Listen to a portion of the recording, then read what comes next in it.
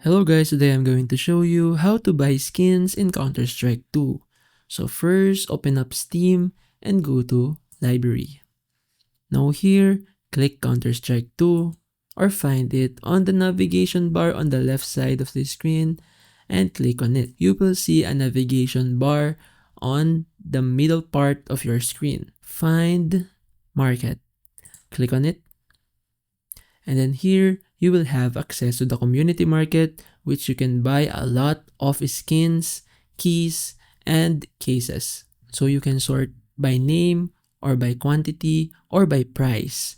If you have a particular item that you want to buy, just use the search bar. You can also show advanced options here by clicking this. And then here, there's a lot of filters you may want to choose from.